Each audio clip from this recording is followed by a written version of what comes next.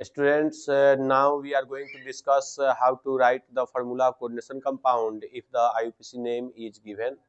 Okay, so first to write the formula of IUPAC formula of coordination compound, we have to know the name of ligands.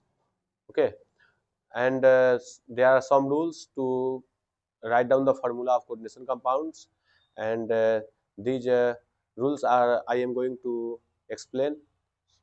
So stay with me, and after that, after the end of this video, you can learn how to write the formula. Okay, so here I take two examples to explain the uh, how to write the formula of coordination compounds.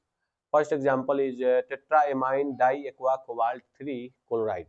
यहाँ पर amine और ये जो aqua है ये ligands है, ठीक है। और यहाँ कोबाल्ट जो है सेंट्रल मेटल है या सेंट्रल एलिमेंट भी बोलते हैं इसको। और क्लोराइड जो है ये कोऑर्डिनेशन एंटिटी के बाहर का ये आयनाइजेबल पार्ट्स है।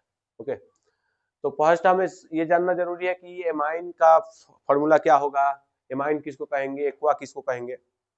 तो कोऑर्डिनेशन कंपाउंड का कुछ स्पेसिफिक रूल है।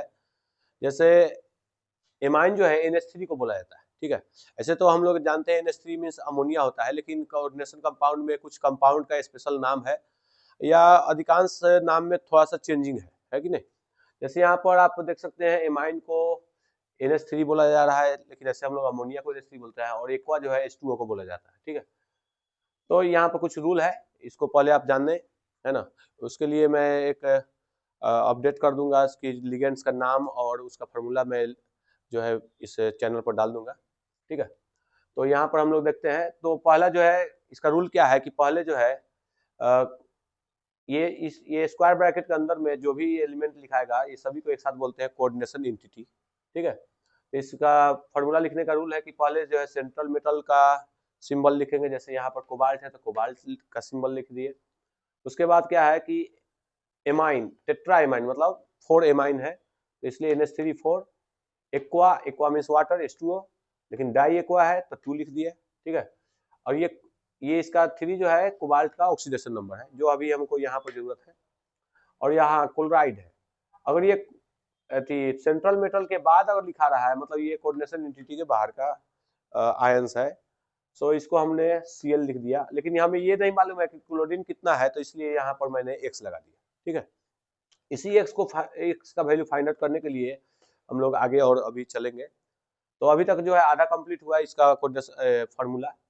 इसके बाद क्या करेंगे, सभी का ऑक्सीडेशन नंबर लिखकर हम उसका X का वैल्यू फाइंड आउट करेंगे। जैसे यहाँ पर कोबाल्ट का ऑक्सीडेशन नंबर 3 दिया हुआ है तो 3 लिख दिए। यहाँ पर एमाइन जो है कंपाउंड है तो कंपाउंड का ऑक्सीडेशन नंबर 0 होगा तो 0 × 4। वाटर भी एक कंपाउंड है तो 0 × 2। और क्लोरीन का हमें नहीं मालूम कि क्लोरीन इसमें कितना मॉलिक्यूल एटम है, लेकिन क्लोरीन का तो ऑक्सीडेशन नंबर -1 होता है, -1 × X, ठीक है। और आप देख सकते हैं कि यहाँ पर कहीं पर भी प्लस माइनस नहीं लिखा हुआ है, मतलब सभी आयंस को जोड़ने पर, सभी का ऑक्सीडेशन नंबर जोड़ने पर 0 आना चाहिए, तो 0 मैंने लिख दिया। तो इस तरह X का वैल्यू कितना आ गया, 3 आ गया। और ये हमारा फाइनल फॉर्मूला हो गया। यहाँ पर X जब क्या होगा, 3 होगा, ठीक है। ठीक है, तो दूसरा एग्जाम्पल देखते हैं। यहाँ पर फिर से एग्जाम्पल दिया हुआ है कि एमाइन ब्रोमीडो क्लोरिडो नाइट्रिटो एन प्लेटिनेट।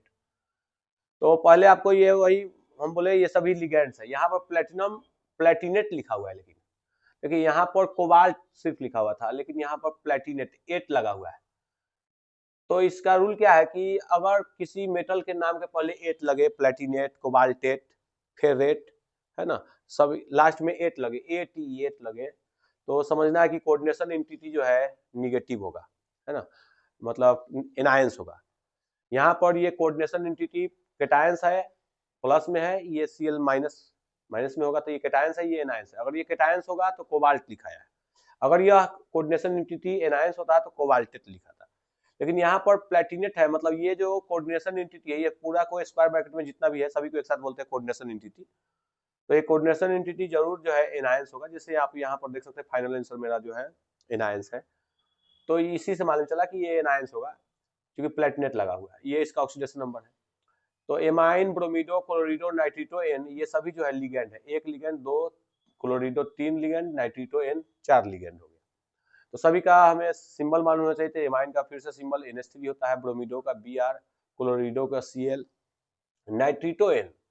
अब नाइट्रिटो N एक होता है, एक नाइट्रिटो O होता है।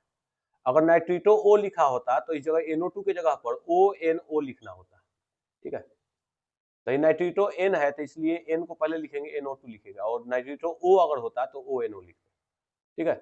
लिखकर उसके बाद जो है हम जान चुके हैं कि ये प्लेटिनेट है, मतलब निगेटिव चार्ज होगा यह केटायंस, बोले एनायंस होगा यह, तो इसलिए यहाँ पर X लिख दिया, ठीक है।